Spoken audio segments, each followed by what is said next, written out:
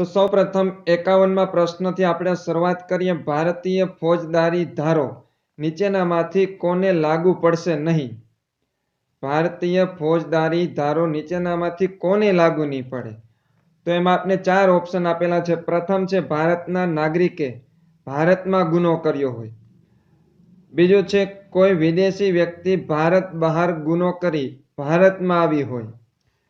ત્રીજું છે કોઈ ભારતીય નાગરિકે ભારતની બહાર ગુનો કર્યો હોય। અને ચોથું છે કોઈ પરદેશી વ્યક્તિએ ભારતમાં ગુનો કર્યો હોય। તો દર્શક મિત્રો, આપણો જે ભારતીય ફોજદારી ધારો છે એ ભારતના નાગરિકને લાગુ પડે છે અને ભારતની જમીન ઉપર લાગુ પડે છે, ભારતની ધરતી ઉપર લાગુ પડે છે। એટલે કે વિદેશી વ્યક્તિ જો ભારતની અંદર આવી અને કોઈ ગુનો કરે તો પણ લાગુ પડશે, અને ભારતનો વ્યક્તિ ભારતમાં હોય અને ગુનો કરે તો લાગુ પડશે, અને ભારતનો વ્યક્તિ વિદેશમાં જઈ અને ગુનો કરશે તો પણ લાગુ પડશે। પરંતુ કોઈ વિદેશી વ્યક્તિ ભારત બહાર ગુનો કરી અને ભારતમાં આવી હોય તો લાગુ પડશે નહીં। એટલે જવાબ આવશે બી। ત્યારબાદનો પ્રશ્ન છે નીચેનામાંથી કયા એકમ દ્વારા કમ્પ્યુટરની મેમરીનું માપન થાય છે? કમ્પ્યુટરની મેમરીનું માપન નીચેનામાંથી કયા એકમ દ્વારા થાય છે? તો સૌપ્રથમ આપ્યું છે વોલ્ટ। વોલ્ટ આપને ખબર છે ઉર્જાનો એકમ છે। વોલ્ટ છે એ ઉર્જાનો એકમ છે। એમ્પિયર છે એ વિદ્યુત પ્રવાહનો એકમ છે। વિદ્યુત પ્રવાહ। અને બીટ છે એ કમ્પ્યુટર મેમરીનો પ્રવાહ છે। બીટ, બાઇટ, જીબી, એમબી, કેબી આ બધા છે મેમરીનું માપન છે। અને જૂલ છે એ વીજળીની શક્તિ માપવા માટે છે। વીજળીની શક્તિ માપવા માટેનો એકમ જૂલ। એમ્પિયર છે વિદ્યુત પ્રવાહ માટે છે, અને વોલ્ટ છે એ ઉર્જાનો એકમ છે। તો આપણો સાચો જવાબ આવશે સી।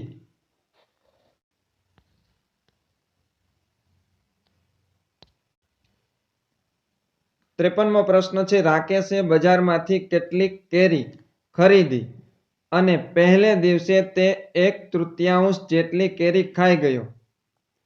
બીજા દિવસે તેણે બચેલી કેરીમાંથી અડધી કેરી ખાધી અને ત્રીજે દિવસે તેણે જોયું તો 2 કેરી બચી હતી। તો એ બજારમાંથી કુલ કેટલી કેરી લાવ્યો હશે? પ્રશ્નને ખાસ સમજવાનો પ્રયત્ન કરજો। રાકેશે બજારમાંથી કેટલીક કેરીઓ છે ખરીદી છે, એમાંથી પહેલા દિવસે એમણે 1/3 કેરી છે એ ખાધી છે પ્રથમ દિવસે।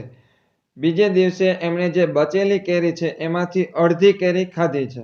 અડધી એટલે કે 1/2 કેરી એ ખાઈ ગયો છે।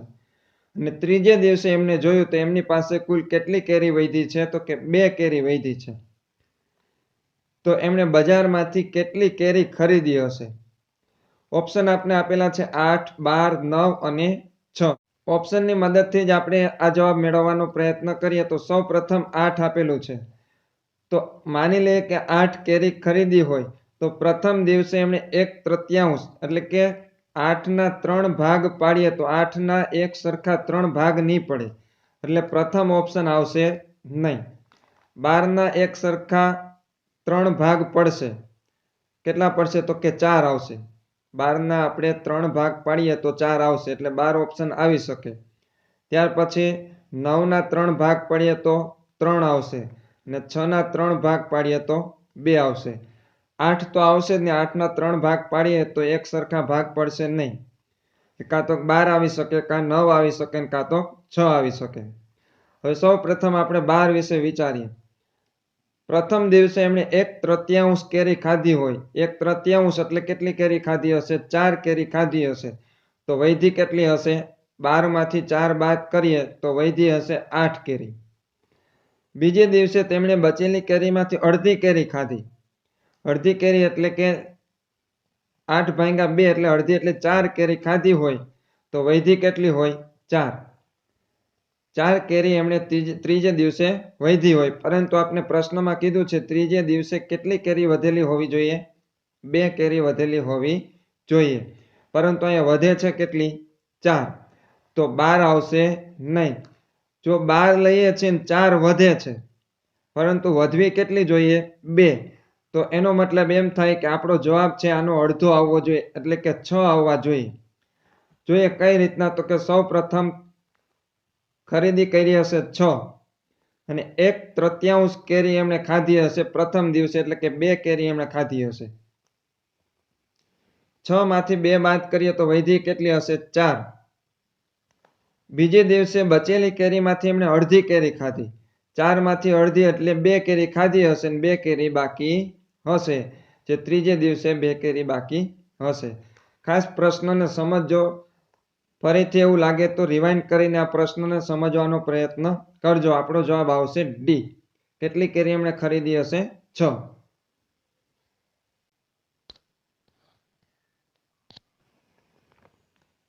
હાઈકોર્ટની બંદી પ્રત્યક્ષીકરણ એટલે કે હેબિયસ કોર્પસની રીટ, એમની જે સત્તા છે બંધારણના કયા અનુચ્છેદ મુજબ છે? હાઈકોર્ટની બંદી પ્રત્યક્ષીકરણની જે રીટની સત્તા છે એ કયા અનુચ્છેદ મુજબ આપવામાં આવી છે? જવાબ છે અનુચ્છેદ નંબર 226. અનુચ્છેદ નંબર 226 મુજબ હેબિયસ કોર્પસ નામની જે રીટ છે એ આપવામાં આવેલી છે.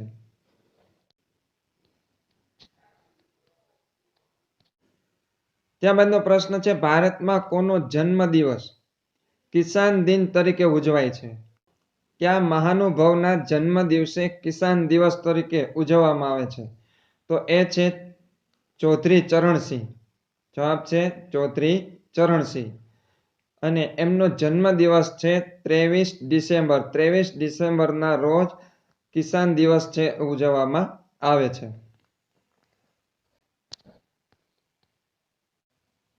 બીડી બનાવવા માટે કયા વૃક્ષના પાનનો ઉપયોગ થાય છે? બીડી બનાવવા માટે કયા વૃક્ષના પાંદડાનો ઉપયોગ થાય છે? જવાબ છે બી, ટીમરૂ. ટીમરૂ નામનું જે ઝાડ છે એમના પાનમાંથી બીડી બનાવવામાં આવે છે.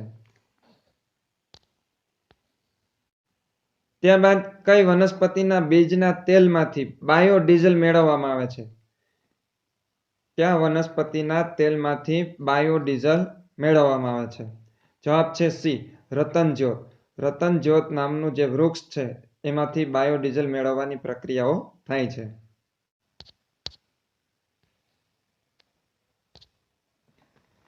આઈપીસી 1860ની કલમ 340માં શેને લગતી જોગવાઈ કરવામાં આવી છે? આઈપીસી 1860ની 340મી જે કલમ છે એમાં ગેરકાયદેસર અટકાયતને લગતી જોગવાઈ કરવામાં આવી છે. ગેરકાયદેસરની અટકાયત.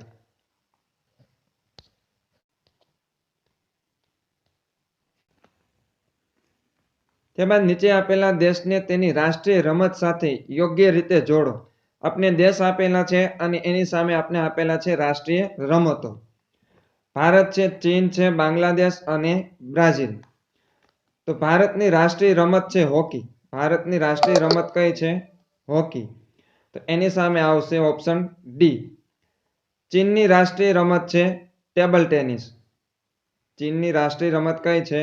Table tennis. બાંગ્લાદેશની રાષ્ટ્રીય રમત છે કબડ્ડી અને બ્રાઝિલની રાષ્ટ્રીય રમત છે ફૂટબોલ. ભારતની સામે આવશે હોકી, ચીનની સામે આવશે ટેબલ ટેનિસ, બાંગ્લાદેશની આ સામે આવશે કબડ્ડી અને બ્રાઝિલની સામે આવશે ફૂટબોલ.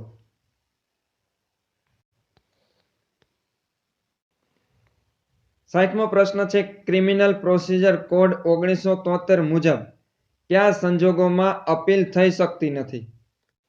ક્રિમિનલ પ્રોસિજર કોડ 1973 મુજબ કયા સંજોગોમાં અપીલ નથી થઈ શકતી? તો એમાં આવશે ડી, સુપ્રીમ કોર્ટે આપેલા ફેસલા સામે. સુપ્રીમ કોર્ટે જે ફેસલો આપેલો હોય એની સામે અપીલ થઈ શકતી નથી. પરંતુ જો સુપ્રીમ કોર્ટે ફાંસીની સજા આપેલી હોય તો રાષ્ટ્રપતિ સામે તમે આજીજી કરી શકો છો, એમને વિનંતી કરી શકો છો, પરંતુ એમની સામે અપીલ થઈ શકતી નથી. એટલે જવાબ આવશે ડી.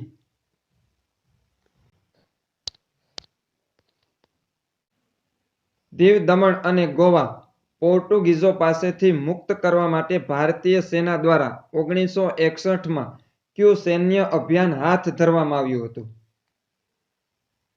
દીવ દમણ અને ગોવા જે પોર્ટુગીઝોના કબજામાં હતું એના કબજામાંથી આઝાદ કરવા માટે 1961ની અંદર ઓપરેશન વિજય નામનું અભિયાન છે હાથ ધરવામાં આવ્યું હતું. એટલે જવાબ આવશે એ.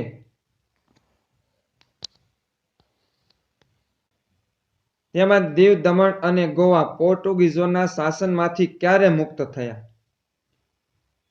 ઓપરેશન વિજય દ્વારા દીવ દમણ અને ગોવાને પોર્ટુગીઝોના હાથમાંથી મુક્ત કરવામાં આવ્યા હતા અને એ તારીખ છે 19 ડિસેમ્બર 1961.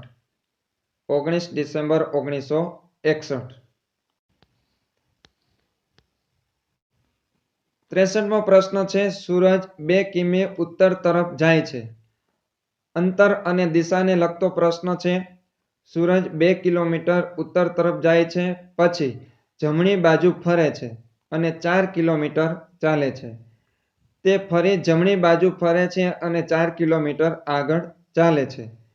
ફરી પાછો જમણી બાજુ ફરે છે અને 4 કિલોમીટર આગળ ચાલે છે. તો સૂરજ કઈ દિશામાં જોઈ રહ્યો હશે? ખાસ જોજો કઈ દિશામાં એ પોતે જોઈ રહ્યો છે એ આપને પૂછવામાં આવ્યું છે. કેટલો દૂર છે એ આપને પૂછ્યું નથી. હવે ઓપ્શન આપને આપેલું છે પશ્ચિમ, પૂર્વ, દક્ષિણ, ઉત્તર. સૌ પ્રથમ તો આપણે એક એમનું બિંદુ બનાવીએ કે જેમનું મૂળ સ્થાન છે. સૂરજ છે એ 2 કિલોમીટર ઉત્તર દિશાની અંદર ચાલે છે. ત્યારબાદ એ જમણી બાજુ ફરે છે અને 4 કિલોમીટર ચાલે છે. ફરી પાછો જમણી બાજુ ફરે છે અને 4 કિલોમીટર ચાલે છે. ત્યારબાદ ફરી પાછો એ જમણી બાજુ ફરી અને 4 કિલોમીટર ચાલે છે. તો એ કઈ દિશાની અંદર જોઈ રહ્યો હશે? તો એ આવશે પશ્ચિમ દિશાની અંદર. જવાબ છે એ. પરંતુ એવું કીધું હોય કે પોતાના મૂળ સ્થાનેથી એ કેટલો દૂર હશે? તો પેલા ઉત્તર દિશાની અંદર 2 કિલોમીટર ચાલે છે. ત્યારબાદ જમણી બાજુ ફરી 4 કિલોમીટર ચાલે છે. ફરી પાછો 4 કિલોમીટર ચાલે છે. ફરી પાછો 4 કિલોમીટર ચાલે છે. તો આ જે અંતર છે 4 કિલોમીટરનું છે. તો આ પણ અંતર કેટલું હશે?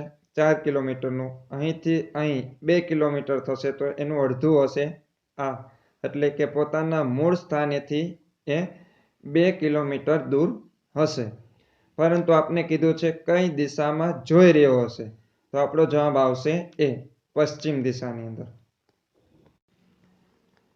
ઇન્ડિયન પિનલ કોડ 1860 મુજબ ભારતમાં થયેલ ગુનાની શિક્ષાની કલમ જણાવો.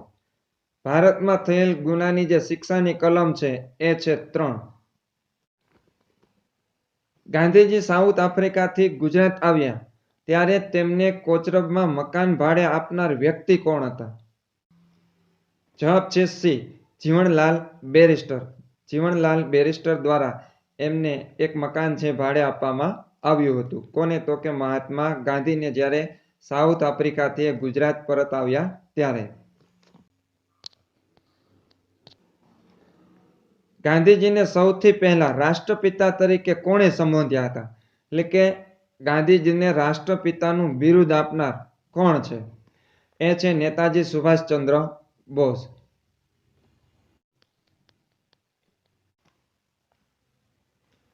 સાત પેગોડાના શહેર તરીકે કયા શહેરને ઓળખવામાં આવે છે? તો સાત પેગોડાના શહેર તરીકે ઓળખાય છે મહાબલીપુરમ. મહાબલીપુરમ આવેલું છે તમિલનાડુ રાજ્યની અંદર. તમિલનાડુ રાજ્યની અંદર મહાબલીપુરમ આવેલું છે અને એમને સાત પેગોડાના શહેર તરીકે ઓળખવામાં આવે છે. ત્યારબાદ ફોજદારી ધારાની કલમ 409માં શેની વ્યાખ્યા આપવામાં આવી છે? જવાબ છે ડી, ગુનાહિત વિશ્વાસઘાત. કલમ નંબર 409ની અંદર આપવામાં આવી છે ગુનાહિત વિશ્વાસઘાતની વ્યાખ્યા.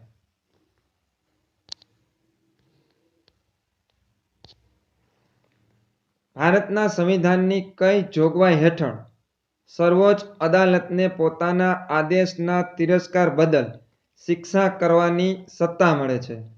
સર્વોચ્ચ અદાલતે જે આદેશ આપેલ હોય અને એ આદેશનો જો તિરસ્કાર કરવામાં આવે તો ભારતીય બંધારણ એટલે કે ભારતનું જે સંવિધાન છે એ સંવિધાનના અનુચ્છેદ નંબર 129 મુજબ સર્વોચ્ચ અદાલતને સત્તા મળેલી છે કે એમને શિક્ષા કરી શકે છે.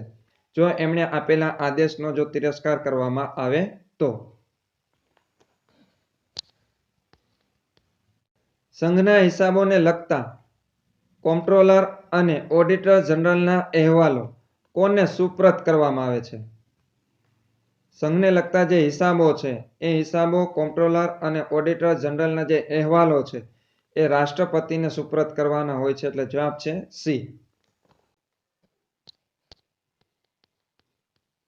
ત્યારબાદ 71મો પ્રશ્ન છે, ભારતના સર્વોચ્ચ ન્યાયાલયના ન્યાયાધીશોની સેવા નિવૃત્તિ વય કેટલી હોય છે? સર્વોચ્ચ અદાલતના ન્યાયાધીશોની સેવા નિવૃત્તિ વય હોય છે 65 વર્ષ.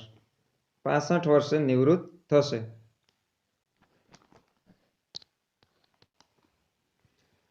બોતેરમો પ્રશ્ન છે, ભારતમાં કોઈ પણ વ્યક્તિ વધુમાં વધુ કેટલી વાર વડાપ્રધાન બની શકે? ભારતની અંદર કોઈ પણ વ્યક્તિ છે વધુમાં વધુ કેટલી વાર વડાપ્રધાન બની શકશે? આપને જે ઓપ્શન આપેલા છે એમાંથી એક પણ ઓપ્શન સાચો નથી. આપણા દેશની અંદર કોઈ પણ લિમિટ નથી. ગમે તેટલી વાર વડાપ્રધાન પદ માટે એ ચૂંટાઈ શકે છે, વડાપ્રધાન બની શકે છે. એટલે આવશે અનલિમિટેડ, કહી શકાય અનેક વાર. કોઈ લિમિટ આપવામાં આવી નથી.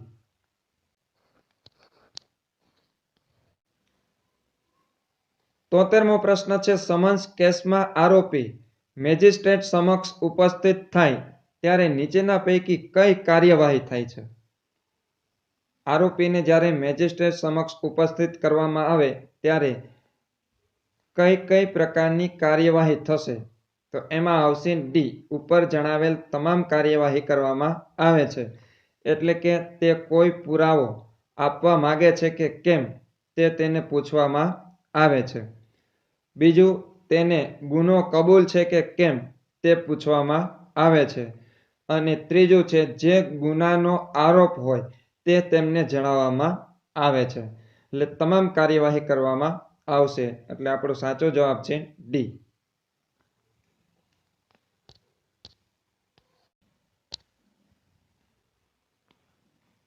ચુમ્મોતેરમો પ્રશ્ન છે, સત્યાર્થ પ્રકાશ નામના ગ્રંથની રચના કોણે કરી હતી? સત્યાર્થ પ્રકાશ નામના ગ્રંથની રચના કરનાર છે સ્વામી દયાનંદ સરસ્વતી.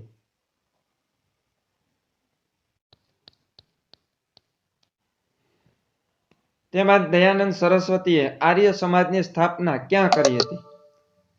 આર્ય સમાજની સ્થાપના કરનાર છે દયાનંદ સરસ્વતી અને એમણે મુંબઈ ખાતે 1975માં મુંબઈ ખાતે આર્ય સમાજની સ્થાપના કરી હતી.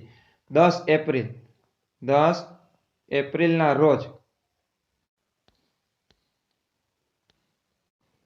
ભૂગોળને લગતો પ્રશ્ન છે, બંને ગોળાર્ધમાં આશરે 30° અક્ષાંશની આસપાસ 8 થી 15 કિમીની ઊંચાઈના વાતાવરણમાં સર્પાકાર પટ્ટામાં અત્યંત વેગીલા પવનો વાતા જોવા મળે છે. આ પવનોને શું કહેવામાં આવે છે? 30° અક્ષાંશની આસપાસ 8 થી 15 કિલોમીટરની ઊંચાઈના વાતાવરણની અંદર જે સર્પાકાર પટ્ટાની અંદર જે વેગીલા પવનો વાય છે એમને કહેવામાં આવે છે જેટ પવનો. જવાબ છે એ. ભારતના કયા હિન્દુ રાજા ડુંગરના ઉંદર તરીકે જાણીતા છે? ડુંગરના ઉંદર તરીકે જાણીતા છે છત્રપતિ શિવાજી. જવાબ છે એ, છત્રપતિ શિવાજી. ગુજરાતની પ્રસિદ્ધ નવલકથા સરસ્વતી ચંદ્રના સર્જક કોણ હતા? દર્શક મિત્રો, સરસ્વતી ચંદ્રના સર્જક છે ગોવર્ધન રામ ત્રિપાઠી, કે જેમણે 4 ભાગની અંદર એમની રચના કરેલી છે. સરસ્વતી ચંદ્ર કુલ 4 ભાગની અંદર રચના થયેલી છે અને એમની રચના કરનાર છે ગોવર્ધન રામ ત્રિપાઠી. નીચેના પૈકી કોણ સંસદના બંને ગૃહોમાં બોલી શકે છે? જવાબ છે એટર્ની જનરલ. એટર્ની જનરલને સંસદના બંને ગૃહો એટલે કે રાજ્યસભા અને લોકસભાની અંદર બોલવાનો અધિકાર રહેલો છે.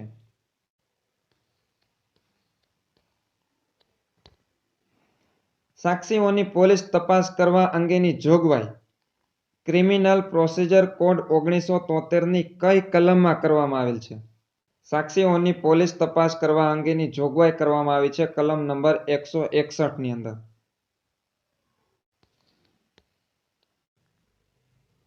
ત્યારબાદનો પ્રશ્ન છે, સંવિધાનમાં બંધારણીય સુધારા કરવા અંગેની પ્રક્રિયા બાબતે કયા અનુચ્છેદમાં જોગવાઈ કરવામાં આવી છે? એટલે કે બંધારણની અંદર સુધારા વધારા કરવા માટેની જોગવાઈ કયા અનુચ્છેદની અંદર કરવામાં આવી છે? જવાબ છે અનુચ્છેદ નંબર 368. અનુચ્છેદ નંબર 368 મુજબ બંધારણની અંદર સુધારા વધારા કરી શકાય છે. ત્યારબાદ રાષ્ટ્રપતિની ચૂંટણીની રીત ભારતના સંવિધાનમાં કયા અનુચ્છેદમાં આપવામાં આવેલી છે? ભારતની અંદર રાષ્ટ્રપતિની જે ચૂંટણી થાય છે એ ચૂંટણી કરવાની રીત ભારતના બંધારણની અંદર કયા અનુચ્છેદ મુજબ આવે છે? જવાબ છે અનુચ્છેદ નંબર 55. અનુચ્છેદ 55 ની અંદર રાષ્ટ્રપતિની ચૂંટણી કઈ રીતે કરવી એમનો ઉલ્લેખ કરવામાં આવ્યો છે.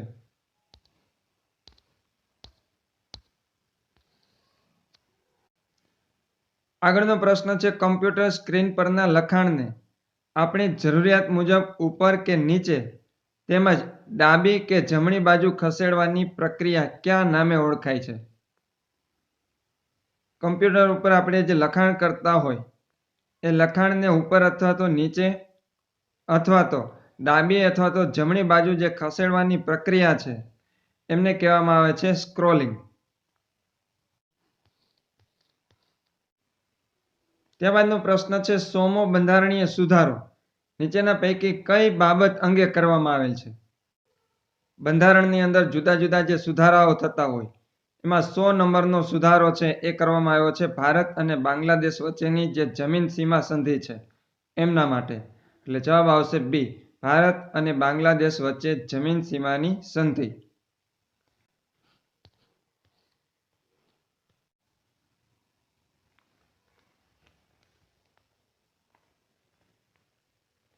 રાષ્ટ્રપતિ ક્યુ બિલ પાછું પણ મોકલી શકતા નથી કે સંમતિ માટે રોકી પણ શકતા નથી? સંસદની અંદર જ્યારે જુદા જુદા બિલ પસાર થતા હોય છે ત્યારે રાષ્ટ્રપતિએ એ બિલ ઉપર મંજૂરી આપવાની હોય છે. તો એમાંનું ક્યુ બિલ છે એ પાછું મોકલી શકતા નથી, એટલે કે મંજૂરી વગર મોકલી શકતા નથી અને એ પોતાની પાસે રાખી પણ શકતા નથી. તો એમાં જે સંરક્ષણ બિલ છે, નાણાકીય બિલ છે અને કાયદાકીય બિલ છે. આ ત્રણમાંથી એક પણ બિલ એ પોતાની પાસે રાખી નથી શકતા અને સંમતિ માટે રોકી પણ શકતા નથી. એટલે જવાબ આવશે ડી, એ, બી અને સી ત્રણમાંથી એક પણ નહીં.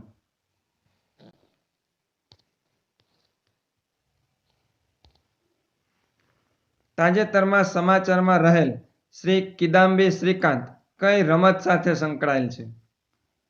દર્શક મિત્રો, શ્રી કિદામ્બી શ્રીકાંત છે એ બેડમિન્ટન સાથે જોડાયેલ છે. એટલે જવાબ આવશે આપણો બી, બેડમિન્ટન.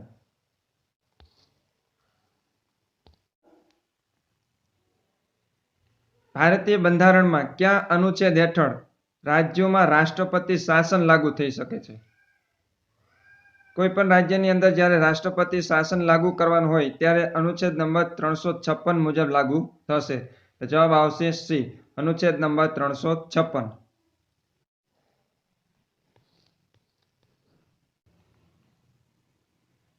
ભારતીય પ્રજાજને ભારતની બહાર ગુનાહિત કાર્ય કર્યું હોય તો શું આ કાર્ય ભારતીય કાયદા હેઠળ શિક્ષાને પાત્ર બને છે? આપણે આગળ પણ એક પ્રશ્ન જોયો હતો કે ભારતીય પ્રજા અથવા તો ભારતની જમીન ઉપર જો કોઈ પણ પ્રકારનો ગુનો કરે તો ભારતના કાયદા મુજબ છે શિક્ષાને પાત્ર બનશે. ભારતીય પ્રજા ભલે ભારતની બહાર જઈને ગુનો કરે તો પણ ભારતીય કાયદા હેઠળ ગુનો છે એ દાખલ થશે. એટલે જવાબ આવશે હા.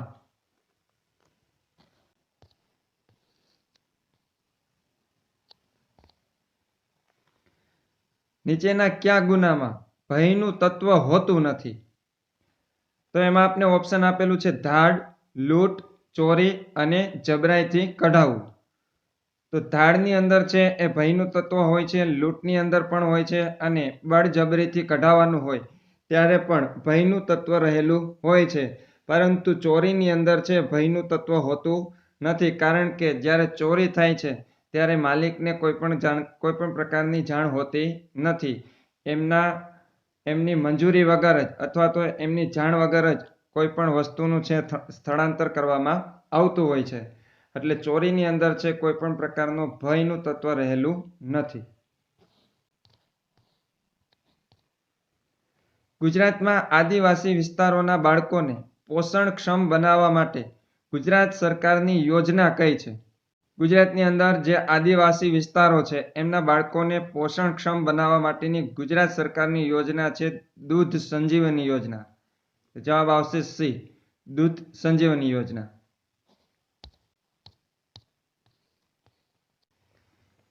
રાજ્યપાલને તેમની નિમણૂકના શપથ કોના દ્વારા લેવડાવવામાં આવે છે? જ્યારે રાજ્યપાલની નિમણૂક થાય છે ત્યારે એમને શપથ લેવડાવે છે રાજ્યની વડી અદાલતના મુખ્ય ન્યાયાધીશ.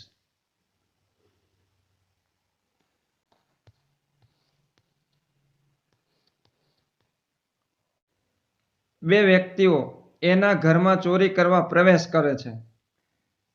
કોઈ બે વ્યક્તિઓ છે એ નામના ઘરની અંદર ચોરી કરવા માટે પ્રવેશ કરે છે અને તેને રોકતા એ પર લોખંડના સળિયાથી હુમલો કરી રોકડ લઈ જાય છે, તો તે કયો ગુનો કરે છે? જ્યારે કોઈ પણ વ્યક્તિ ઉપર હુમલો કરી અને એમના ઘરે રહેલ કોઈ પણ વસ્તુ છે લઈ જાય છે, રોકડ અથવા તો મિલકત લઈ જાય છે, તો એમને કહેવામાં આવે છે લૂંટ.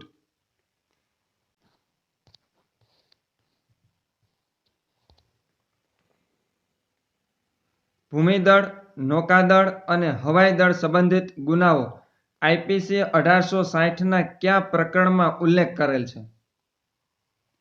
ભૂમિદળ, નૌકાદળ અને હવાઈ દળ સંબંધિત જે ગુનાઓ છે એ ગુનાઓ આઈપીસી 1860ના પ્રકરણ નંબર 7ની અંદર દર્શાવેલા છે. પ્રકરણ નંબર 7. અવકાશયાત્રીને બહારનું આકાશ કેવા રંગનું દેખાય છે? અવકાશયાત્રીને બહારનું આકાશ છે એ કાળા રંગનું દેખાશે. આપણો જવાબ છે સી.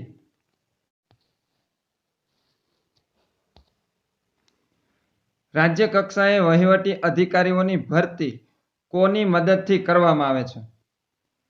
રાજ્ય કક્ષાએ જે વહીવટી અધિકારીઓ હોય છે એમની ભરતી કરવામાં આવે છે રાજ્ય જાહેર સેવા આયોગ દ્વારા.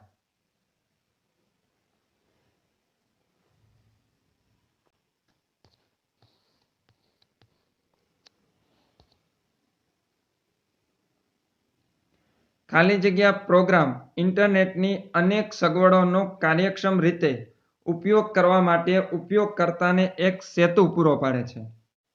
જ્યારે ઇન્ટરનેટનો ઉપયોગ કરવાનો હોય ત્યારે આપને ખબર છે આપણે વેબ બ્રાઉઝરનો ઉપયોગ કરીએ છીએ. વેબ બ્રાઉઝર નામનો જે પ્રોગ્રામ છે એ ઇન્ટરનેટની અનેક સગવડોનો કાર્યક્ષમ રીતે ઉપયોગ કરવા માટે આપને ઉપયોગકર્તા તરીકે એક સેતુ પૂરો પાડે છે. એટલે આપણો જવાબ આવશે એ, વેબ બ્રાઉઝર.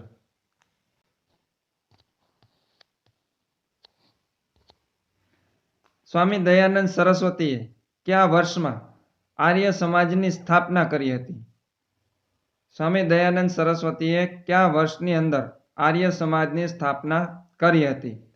આપને ઓપ્શન આપેલું છે 1871, 1872, 1875 અને 1877. દર્શક મિત્રો, આનો જવાબ તમે કમેન્ટ બોક્સની અંદર આપજો કે આર્ય સમાજની સ્થાપના દયાનંદ સરસ્વતીએ કયા વર્ષમાં કરી હતી?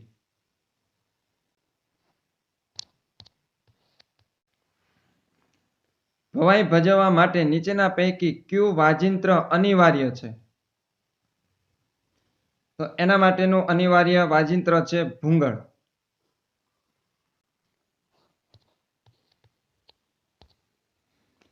વેદો તરફ પાછા વળોનું સૂત્ર કોણે આપ્યું હતું? વેદો તરફ પાછા વળોનું સૂત્ર આપનાર છે સ્વામી દયાનંદ સરસ્વતી.